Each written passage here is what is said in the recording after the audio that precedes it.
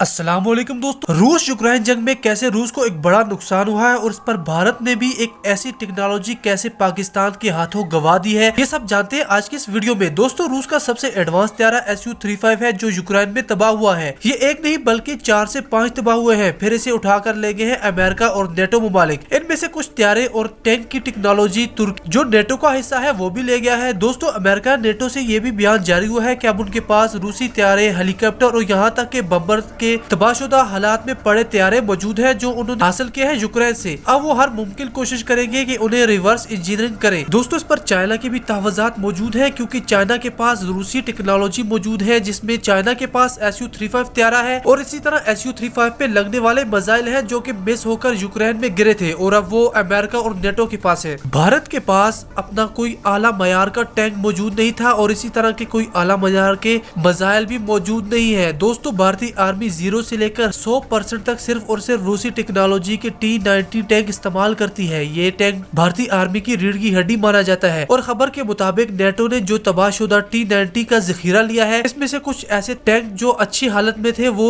Reverse engineering करने वाले हैं। इसी मकसद के लिए तुर्की ने कुछ त्यारे ले लिए हैं और वो ले गया है तुर्की को, और तुर्की रिवर्स इंजीनियरिंग करेगा। इस मकसद के लिए पाकिस्तान का सहारा लेगा क्योंकि रिवर्स इंजीनियरिंग में तुर्की का ना तो अमेरिका साथ देगा ना ही यूरोप, और पाकिस्तान चाइना दुनिया में अपना आला मयार रखते हैं जो वो हर तरह की रिवर्स इंजीनियरिंग कर पाते हैं। दोस्तों, इसी के साथ भारत जो ब्रह्मोस मिसाइल इस्तेमाल करता है, ऐसे ही कुछ रशियन मिसाइल भी यूक्रेन में गिरे हैं जो मिस हो गए हैं और वो बिल्कुल सालम हालत में है। तुर्की ने वो मिसाइल भी हासिल कर लिए हैं। दोस्तों, पाकिस्तान अगर इस टैंक को और मिसाइल को समझ लेगा तो इसे काउंटर करना आसान होगा। पाकिस्तान के पास पहले भी एक ब्रह्मोस खराब पड़ा है। अगर अच्छी हालत में ब्रह्मोस मिल जाते हैं और टैंक मिल जाते हैं तो तुर्की की मदद से रिवर्स इंजीनियरिंग हो जाएगी और इससे भारत को बहुत बड़ा नुकसान होने वाला है। दोस्तों, पाकिस्तान इस टैंक को रूस से लेने की माजी में काफी कोशिश कर चुका है, लेकिन जब भी रूस देने का इरादा रखता है तो बीच में भारत आकर इस डील को खत्म करवा देता था क्योंकि भारत इस टैंक का दुनिया में सबसे बड़ा खरीदार है। क्योंकि ऐसा करने से अगर पाकिस्तान के पास भी वही टैंक आ जाए और भारत के पास भी, तो भारत के पास वो टैंक नाकारा हो जाएंगे। इसलिए हमेशा भारत ने इस डील को खत्म करवाया है, लेकिन अब रूस यूक्रेन जंग से भारत को ये बड़ा नुकसान उठाना पड़ गया है और अब भारत इसमें कुछ भी कर नहीं पाएगा। दोस्तों, अपनी राय जरूर दीजिएगा। अल्लाह हाफिज।